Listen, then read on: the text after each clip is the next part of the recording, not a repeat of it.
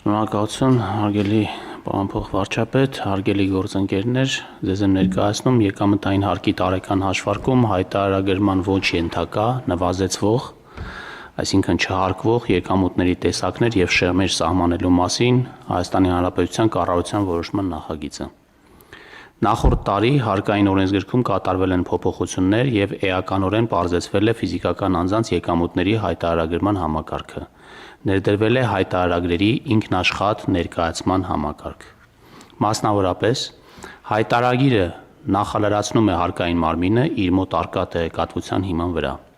Ֆիզիկական անձը կարող է նախալրացված հայտարարագիրը փոփոխել, իսկ փոփոխությունների չենթարկվելու դեպքում հայտարարագիրը ներկայացնելու վերջնաժամկետի օրը այն համարվելու է օրենսդրությամբ սահմանված կարգով ներկայացված։ Այս շրջանակում նաև սահմանվել է, որ հայտարարագրման ենթակա չեն ընտանիքի անդամներից ստացվող, նվազեցվող եկամուտները։ Հայտարարատու ֆիզիկական անձի ընտանիքի անդամներ են համարվում նրա ամուսինը, ծնողները, քույրերը, եղբայրները, զավակները, պապերը, տատերը եւ թոռները։ Միաժամանակ նախատեսվել է, որ կառավարությունը կարող է սահմանել հայտարարագրման ոչ ենթակա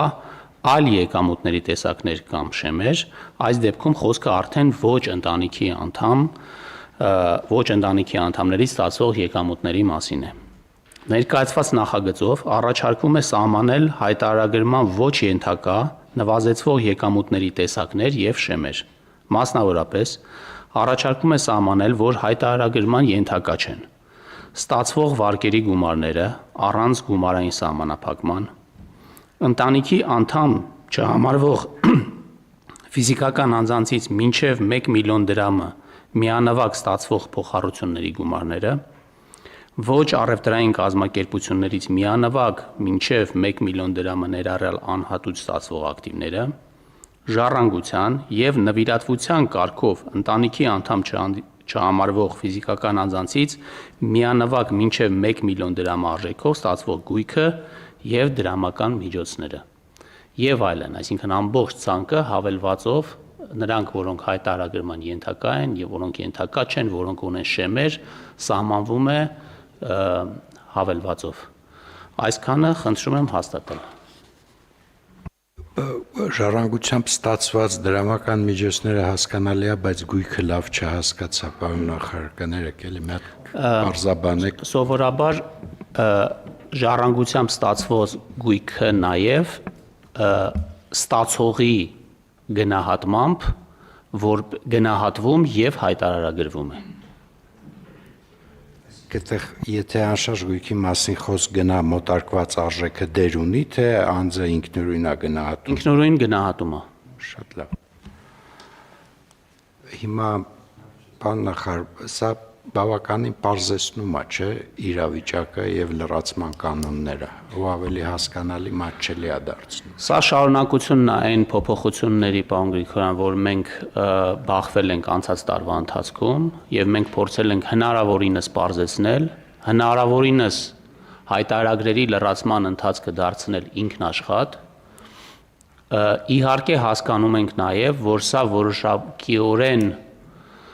մեր տեղեկատվություն ստանալու հնարավորությունները սահմանափակում է, բայց մենք կարծել ենք, որ այս փուլում մեր քաղաքացիների հարմարավետությունը եւ պարզությունը, որովհետեւ մենք այս համակարգի ներդրման սկզբնական փուլում ենք դեռ, առավել կարևոր է, քան այն երկարաժամկետ նպատակները, որ մենք մեր առաջ դրել ենք, հետագայում մենք կփորձենք առանց խնդիրներ ստեղծելու այդ տվյալների հավաքման process-ը հնարավորինս ինքնաշխատ շարունակել իրականացնել։ Պարոն նախարար, իսկ որ մտածում ենք, որ եթե անձը համաձայնություն է տալիս, ապա բանկերից ստացված եկամուտն էլ մենք արտացոլենք եւ ավտոմատ գեներացնենք, այդ տարբերակը արդեն աշխատում է, թե հələ մշակման փուլում է։ Երևի ՊԵԿ-ի գործընկերներին պետք է հարցնենք, որովհետեւ իրանք են այդ մասով։ Պարոն Գրիգորյան, այս պահին կենտրոնական բանկի հետ ակտիվ աշխատում ենք ու առաջիկա ամիսներին կունենանք, այսինքն ընթացքում է եւ նախագիծը եւ այդ թվային լուծումը, բայց միայն դա չի, մենք նաեւ կունենանք որոշ թվայնացում, այսինքն որոշ ավտոմատ փոխանակումներ, հատկապես կարծում եմ մեր կենսաթոշակ ստացող եւ սոցիալապես անապահով խավերին սա նաեւ կետաքրքրի, որ մենք նպաստներ, կենսաթոշակներ, սոցիալական օժանդակության տարբեր միջոցներ, զինծառայողների հիմնադրամի ստացող հատուցումներ, այս բացի այդ բանկերի ինֆորմացիայից նաեւ այս 4-ը կունենանք ավտոմատացված։ Ու արդեն ահռելի ինֆորմացիա ավտոմատացված կլրացվի, կնախալրացվի համապատասխան հայտարարագրում։ Բայց հիմա թոշակները չենք նախալրացնում, ինչի։ Դեռ ոչ։ Կենսաթոշակները։ Դեռ ոչ, բայց կունենանք։ Այսինքն մինչև հունիս ամիսը կունենանք այդ։ Համեցեք։ Ես ուզում եմ հիշեցնեմ, որ թոշակառուները առաջի անգամ այս տարի պետք է լրացնեն, այսինքն ըստ էության իրանք նոր են մտել համակարգի մեջ եւ ըստ էության իրանց համար ամբողջ տեղեկատվությունը, եթե իրանք այլ եկամուտներ չունեն, որևէ հավելյալ բան լրացնելու կարիք չեն ունենալու։ Հասկանալի է, բայց ես ուզում եմ հասկանամ ինչքանով ենք մենք սինխրոն։ Հիմա թոշակառուները պիտի լրացնեն 26 թվականի տվյալները 27 թվականին, հա։ Չէ, 25 թվականի համար 26 թվականին։ Եթե 25 թվականի համար 26 թվականին, ապա եթե լուծումը ավտոմատացման մինչև հիմա չենք տվել, բան ենք առաջացնելու, ցայտնոտ ենք առաջացնելու։